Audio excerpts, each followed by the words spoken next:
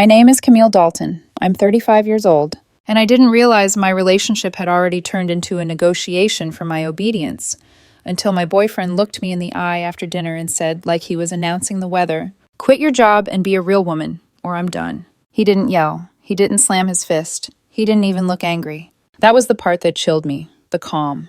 Because calm doesn't come from love. Calm comes from certainty. The kind of certainty a person has when they think they own you. Let me rewind. I'm a senior software architect at a major tech company, 6 figures, stock options, the whole deal. I didn't stumble into it. I built it. 12 years of grinding, starting as an intern, dragging myself through all-nighters, finishing my master's degree while still working full-time. My career didn't happen to me. I earned every inch of it. My boyfriend, Grant Mercer, works in pharmaceutical sales. He does fine, around $85,000 with commission. Not bad, but the lifestyle we live, the penthouse view, the rooftop pool, the doorman who remembers my coffee order, that life is mostly funded by me. Our penthouse rent is $6,200 a month. My salary covers that, plus most of the bills. Grant covers his car payment, his hobbies, and throws in about $1,500 for household expenses like he's doing me a favor. We've been together 6 years, living together almost 4, the kind of relationship people describe as solid, like a finished house. But I've learned something. Some houses look perfect from the street and rot quietly in the walls. 3 weeks ago, after dinner, Grant sat me down with a serious expression that made my stomach drop. I genuinely thought someone had died. "We need to talk about our future," he said. My fork froze midair.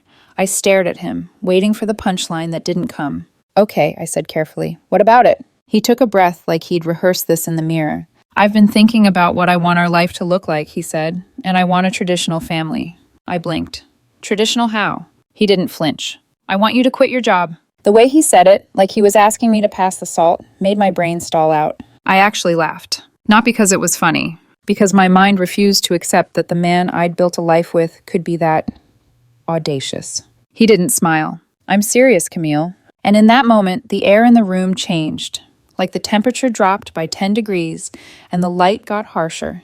"You're not joking," I said. "No," he replied. "I want a wife who's home when I get home, who cooks real meals, who focuses on our family instead of working 60 hours a week." "We don't even have kids," I pointed out, still trying to keep this tethered to reality. "Exactly," he said, and his voice sharpened. "And we won't until you're ready to be a real mother, not some career woman who hands her kids off to nannies." Career woman. The phrase hit like something dirty thrown at me. I stared at him for a long beat, and I swear I could hear my own heartbeat in my ears. "My job pays for this apartment," I said slowly, "for our vacations, for basically everything nice we have." He waved his hand like money was a detail that offended him. "I'll get promoted," he said. "I've been talking to my regional manager. Big things are coming." "When?" I asked. "Because right now, without my salary, we'd have to move into a studio." That was when he got quiet. And then he dropped the real bomb, softly, almost gently. "This isn't a negotiation," he said. "You quit your job and we build a real family. Or I'm done." An ultimatum, after 6 years. After I supported him through 2 job losses. After I paid for his car when it got repossessed before we even moved in together. After I told myself over and over that partnership meant sometimes carrying the weight when the other person stumbled. I sat there staring at him and something inside me clicked. Not heartbreak, clarity. This wasn't a man asking for a family. This was a man trying to make me smaller so he could feel big. "Okay," I said calmly. His whole face lit up. Relief, triumph, like he'd just won. "Really?" he said. "You'll quit?" "No," I replied. "I choose my career." The light died so fast it was almost satisfying. "What?" His voice cracked. "You gave me an ultimatum," I said. "I made my choice. I'm not quitting my job." "So you're choosing work over our relationship?" He snapped, suddenly angry. "No," I said evenly. "You're choosing your ego over our relationship. I'm just respecting your terms." He stood up and started pacing like a man trying to outrun humiliation. "You're supposed to fight for us," he said. "Compromise." "What compromise?" I asked. "You said quit or you leave. That's not compromise. That's a demand." His jaw tightened. "Fine," he spat. "Fine, I'll pack my stuff. You'll regret this." I nodded once. "I'll help you pack." He stopped pacing like I'd slapped him. "What?" he said. I stood up, walked toward the bedroom, and pulled 2 suitcases out of the closet like I'd been waiting for this moment. He followed me, confused and angry. "What are you doing?" he demanded. Helping, I said simply. You said you're leaving. Let's go. His voice shifted, suddenly uncertain. I didn't mean, Camille, I thought we'd talk more. You said it wasn't a negotiation, I reminded him. So let's not negotiate. I folded his shirts neatly. I rolled his belts. I placed his dress shoes in the side pocket like I was packing for someone I didn't know anymore. He just stood there, frozen, watching me dismantle his life with the calm efficiency he'd always mocked me for at work. Where am I supposed to go? He finally asked, quieter. Your mom's house, I said, or your brother's. This is insane, he muttered, like repeating it might make it true. You're really doing this. I'm just facilitating, I said. He grabbed my wrist. Stop, just stop for a second. I yanked my arm back so hard my skin stung. Don't grab me, I said, my voice low. His eyes widened, like he hadn't expected consequences for that either. I didn't think you'd actually, he started. I mean, we can talk about it. Maybe you could go part-time.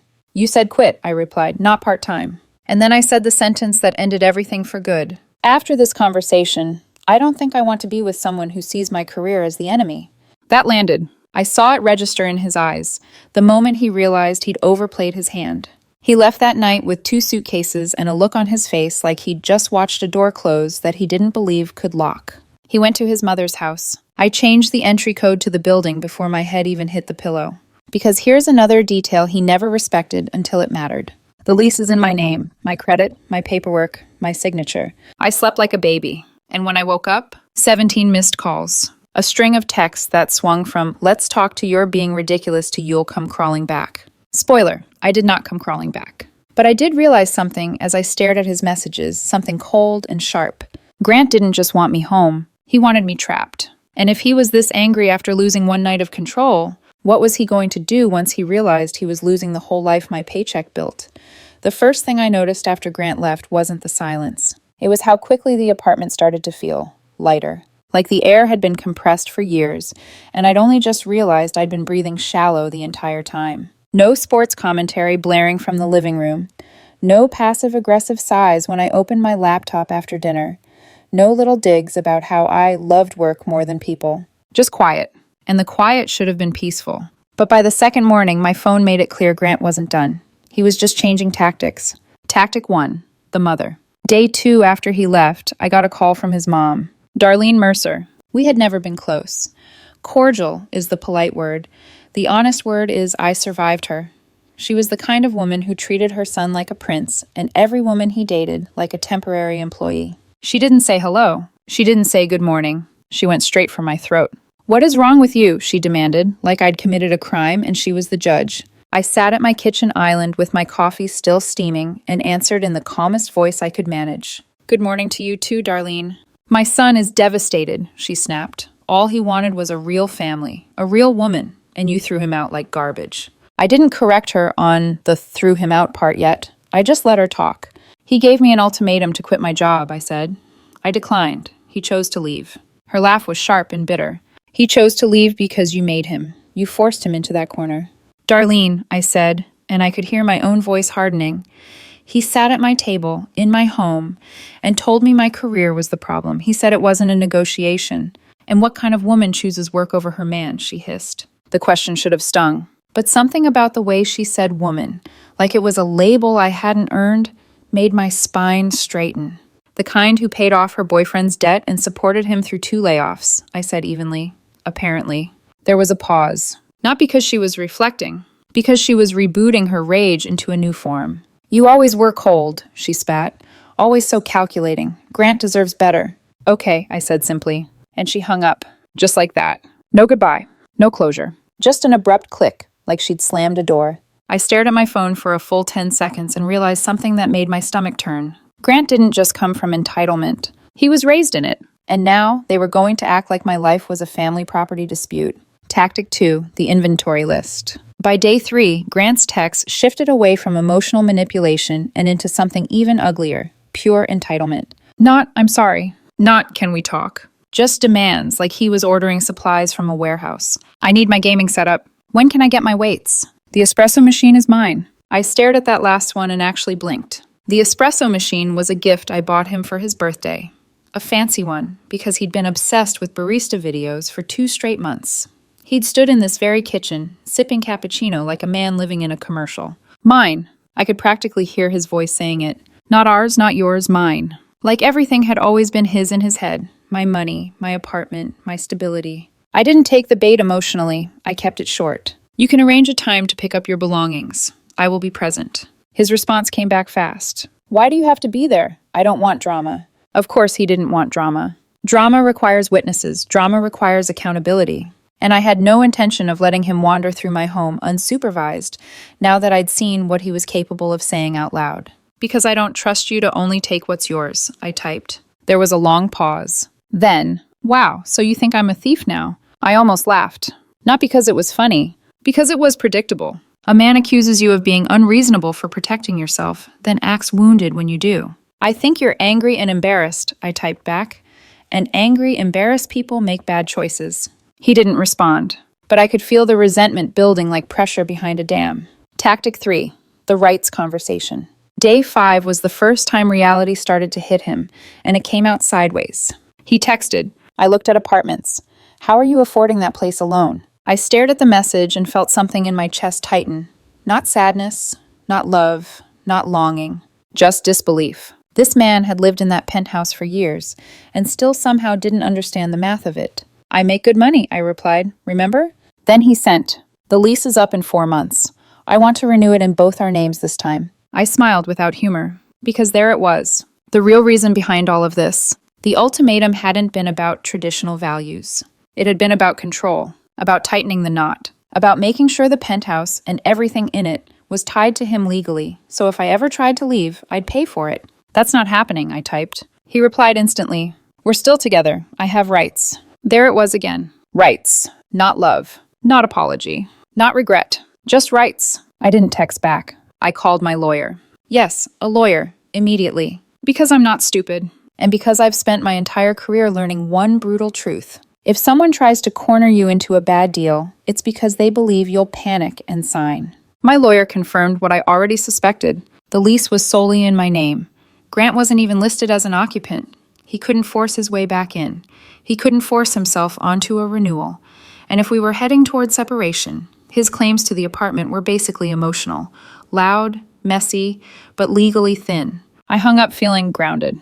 And that was when the entitlement went nuclear. Tactic 4, the brother. Day 6, an unknown number called. I answered, expecting spam. Instead, a male voice said, Camille? I recognized the tone before I recognized the voice. Evan Mercer, Grant's older brother. He didn't waste time either. So, Grant wants to move back in while you two work things out.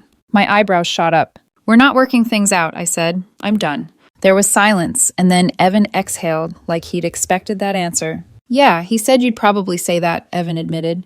Look, he's driving us crazy here. Can't you just let him stay at the apartment? I didn't speak. I just listened, because part of me needed to hear how far they would take it. Evan kept going. You can crash with a friend or something. That place is huge. It's kind of wasted on one person anyway. I actually had to pull the phone away from my ear. Not because he was loud, because I was laughing. A low, stunned laugh that came from the part of me that still couldn't believe human audacity was real. Let me get this straight, I said slowly. Grant gave me an ultimatum. He left when I didn't comply. And now, you want me to vacate my home so he can live there? Camille, don't be petty, Evan said, like he was scolding a teenager. Family works through things. Then you can keep him, I said. He can't stay here long term, Evan snapped. He's stressing Mom out. So now it's my job to manage your household too? Evan's voice rose. You're ruining his life. I took a breath. I'm not ruining his life, I said, my voice calm again. I'm just refusing to keep paying for it. And then I hung up. My hands were shaking, not from fear, but from anger. Because in their world, Grant's comfort mattered more than my autonomy. In their world, I wasn't a person. I was a resource. And resources were meant to be redistributed when the Mercers were inconvenienced. That night, I didn't sleep as deeply. I checked the building security app twice, then 3 times. I told myself I was being paranoid. But something in my gut kept whispering, they're not going to accept no. And I was right. Because the next morning, Grant texted, I'm coming Saturday to get my stuff. Then another message, almost immediately. I'm bringing my mom and Evan as witnesses. Witnesses. Like I was the villain in a courtroom drama. I stared at the screen, feeling a cold calm settle over me, like armor. Fine. If he wanted witnesses, I had one too. And I had something else they didn't. Receipts. Saturday arrived with the kind of quiet that feels staged. Too calm, too deliberate. I woke up early, cleaned the apartment, not because I was nervous, but because I wanted everything exactly where it belonged when they walked in. Every receipt was already saved in a folder on my phone. Bank statements, screenshots, purchase confirmations. Grant had always mocked me for being corporate about life. Turns out corporate saves your ass. At 10 minutes to noon, my best friend Rhea arrived. Rhea is 5'9", built like she could carry a refrigerator up a flight of stairs, and has the kind of calm face that says, "I've seen nonsense before and I'm not impressed." She took one look at my expression and said, "So this is the circus?" "Yep," I replied, "and you're the security detail." She grinned. "My favorite role." At exactly noon, the elevator dinged. Grant walked in first. He looked smaller. Not physically, just energetically, like someone who had bet everything on a bluff and was now watching the dealer flip the cards. Behind him came his mother, Darlene, lips pursed like she was already offended by the furniture, and Evan, who wouldn't meet my eyes. The second they stepped into the penthouse, Darlene let out a slow, dramatic breath.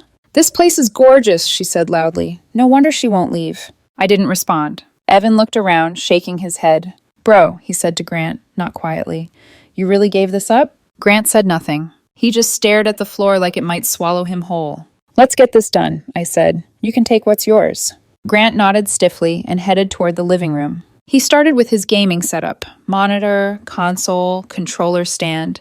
He unplugged things carefully, like he was afraid I'd accuse him of stealing air. Then he moved toward the TV. I stepped forward. "That stays." He froze. "What?" "That TV is mine," I said calmly. "We bought it together," he snapped. I didn't raise my voice. "I bought it," I corrected. "My card, my receipt." I pulled my phone out and opened the file. There it was. Date, amount, my name. Grant stared at the screen like it had personally betrayed him. "You're really going to nickel and dime me?" he said, incredulous. "You're keeping this whole apartment and you won't even let me take the TV?" Darlene stepped in immediately. "Let him have something," she snapped. "You're being cruel." "I'm being accurate," I replied. "He's welcome to take what's his." "You're cold," she said again, like it was a diagnosis. Rhea shifted beside me. "Just enough." Darlene noticed. Grant turned away, jaw tight, and went back to packing. 3 hours. That's how long it took. 3 hours of them pointing at objects and saying, "That's his," and me calmly asking for proof. Receipts decide reality. They tried for everything: the couch, the bar stools, the cookware, the vacuum. Each time I pulled up documentation. Each time, Grant's face tightened a little more. The worst moment came in the kitchen. He pointed at the espresso machine. "That's mine," he said again, quieter this time. I sighed. "It was a gift," I said, "given while we lived together." "So I can take it?" he asked, hope flickering. "No," I replied. "Gifts in the shared home stay until separation is finalized." My lawyer was very clear. Darlene's face went red. "You are a cold, calculating witch," she spat. I smiled faintly. "Close," I said, "very close." They left with his clothes, his electronics, his weights, his golf clubs, and his dignity in fragments. When the door closed behind them, Rhea exhaled. "Well," she said, "that was educational." I sank onto the couch, suddenly exhausted. I didn't cry. I didn't feel triumphant. I just felt done. That night, Grant sent a text so long it came through in 3 separate messages. "I can't believe you're doing this. I gave you everything. All I wanted was for you to prioritize our family, and you chose money instead. You're going to end up alone with your precious career. I hope it keeps you warm at night." I didn't respond. Because here's the thing he never understood. Without my income, his entire lifestyle evaporated. The penthouse, the location, the convenience, the safety net. He'd built a life on my foundation, and then tried to knock out the supports while we were both standing in it. Guess who fell? The public rewrite. A few days later, the friend group fallout started. Grant began telling people I'd kicked him out for being too focused on work, that I was obsessed with status, that I didn't want a family. A couple of mutual friends reached out gently. "Hey, what happened?" I didn't argue. I didn't rant. I sent screenshots. His texts, the ultimatum, quit or I leave. The tone of the messages shifted almost instantly. "Oh, wow. I didn't know he said that." Funny how the truth works when it has timestamps. Then the calls to my parents started. Darlene tried to shame them. My mother listened quietly. Then she said, "Our daughter supported your son through unemployment twice. I think she's done enough." My father didn't say a word. He just hung up. For him, that's the nuclear option. And just when I thought the storm was settling, Grant escalated. The lobby incident. I came home from work on a Tuesday evening. tired and ready for silence. Instead, I walked into my building lobby and saw Grant sitting on one of the leather chairs like he belonged there. My stomach dropped. He stood up when he saw me. "We need to talk," he said. "We have lawyers for that," I replied, not slowing down. "This isn't about lawyers," he insisted, following me. "This is about us." "There is no us," I said, hitting the elevator button. He stepped in with me before the doors could close. The elevator hummed upward, sealed, quiet. "I've been thinking," he said. "I was wrong to give you an ultimatum." I looked at him, waiting. "But you were wrong too," he added quickly. "We both made mistakes."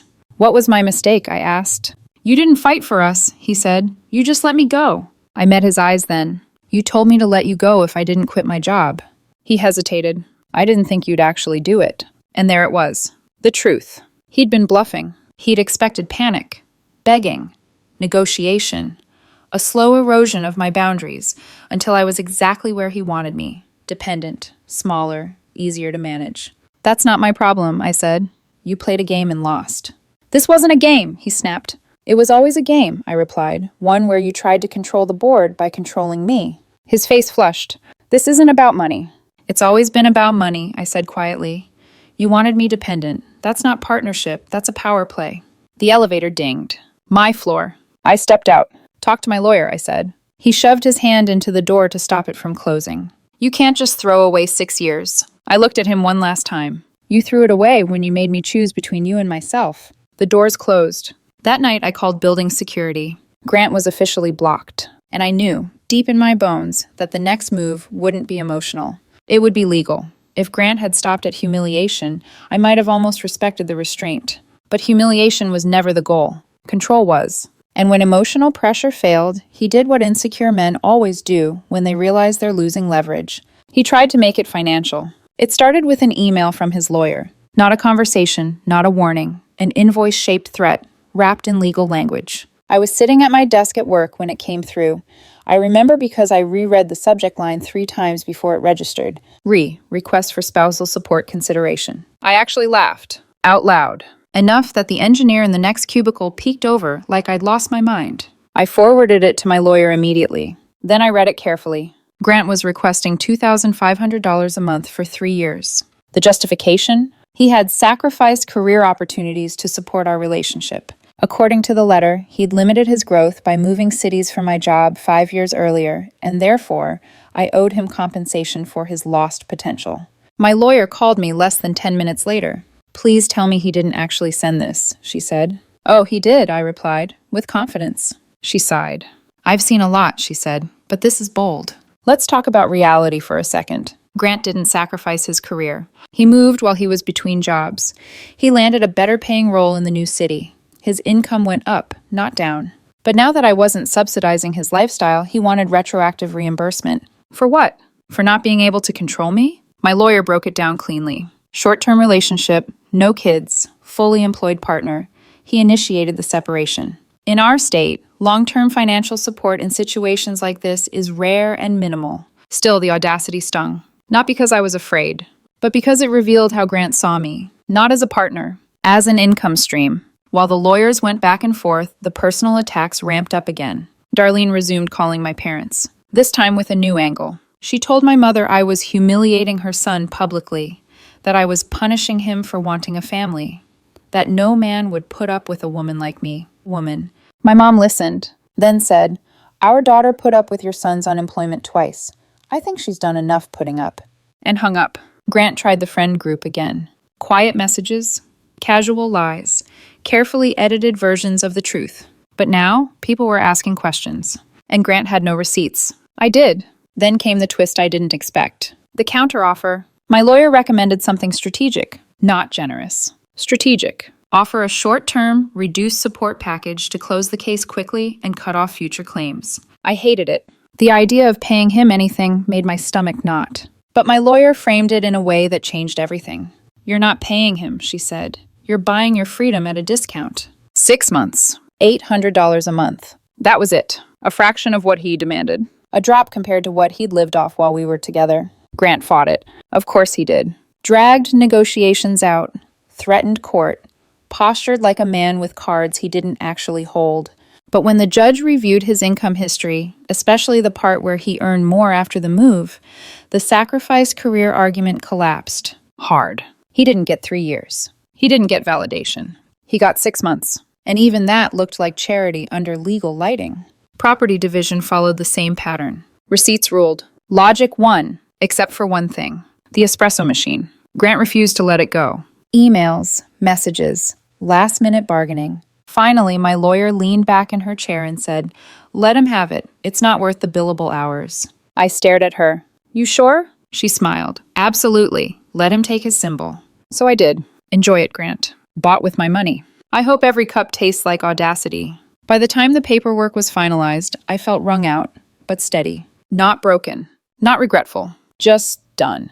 Because what Grant never understood was this. You can't demand someone shrink and then sue them for refusing. And you definitely can't bluff a woman who's already chosen herself. 2 months after Grant walked out with his suitcases and his certainty, the paperwork was signed. Final. No dramatic courtroom showdown. No last-minute confession. No grand apology that fixed nothing.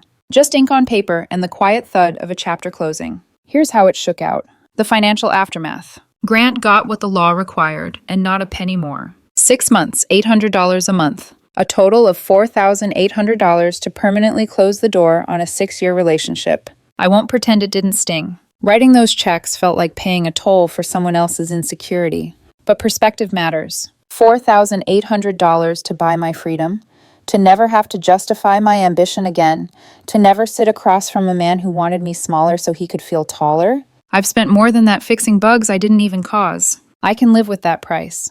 The apartment. This was never a real legal question, only an emotional one. Grant tried, right up until the end, to claim he had some right to the penthouse. His lawyer eventually shut it down. You can't claim entitlement to a lease you're not on. You can't abandon a home and then demand access. You can't issue ultimatums and expect the law to side with your ego. He's now renting a 1-bedroom about 30 minutes from his job. Shared laundry, no doorman, no view. Just walls and the consequences of his choices. The rumors. They didn't stop immediately. Grant kept telling people he let me go because I was too focused on work to be a real partner. Same story, different audience. But here's the thing about lies. They require maintenance, and Grant was running out of energy. About 3 weeks after everything was finalized, I ran into one of our mutual friends at a coffee shop. She hesitated, then sighed. "I wasn't going to say anything," she said, "but he's not doing great." Not ruined, not homeless. Just exposed. His mom couldn't help him financially. Fixed income. His brother kicked him out after a month. Apparently he was a nightmare house guest. His car needed repairs he couldn't afford because he'd gotten used to me covering emergencies without comment. And the part that made me pause, he'd been asking friends for money. The same friends he'd tried to turn against me. The same man who demanded I quit my high-paying job was now quietly borrowing cash to keep his life afloat. The irony was almost poetic. The letter. A week later, I received a handwritten envelope in the mail. Darlene's handwriting. Sharp, angry, heavy pressure on the pen, like she'd tried to carve her words into the page. She called me a disgrace to womanhood, said I'd ruined her son's life, said I'd chosen greed over love, and would die alone with my spreadsheets. I didn't cry. I didn't rip it up. I framed it. It hangs in my home office now. Not as a joke. As a reminder of what I escaped, of what I refused to become. The rebuilding. I reclaimed the apartment slowly. Turned Grant's old gaming corner into a reading nook. Painted the bedroom a deep blue he would have hated. Opened the windows more. Let the space breathe. According to Evan, who tried to reach out once, casually, like nothing had happened, I'd changed. He wasn't wrong. I'd stopped apologizing for taking up space. I started therapy, not because I regretted my choice, but because I needed to understand how I'd normalized imbalance for so long. How I mistook tolerance for love. How I confused support with self-erasure. My career? Better than ever. 2 weeks ago, I got promoted. More money, bigger team, more responsibility. The kind of growth you don't have to justify to anyone. My mom called last Sunday. Asked how I was doing, really. I told her the truth. Some days still hurt. 6 years doesn't disappear overnight. But every morning, I wake up knowing I chose myself. And that's worth more than any relationship that required me to be less, so someone else could feel like more. So if you're reading this, and someone in your life, your partner, your family, anyone, tells you to choose between them and yourself, listen carefully. They've already made the choice for you. They don't want you. They want a version of you that's easier to control. Choose yourself, every time. Grant thought his ultimatum was a power move. It wasn't. It was the moment he lost everything he never earned. I'm keeping the apartment. I'm keeping my career. I'm keeping my self-respect. He can keep the espresso machine.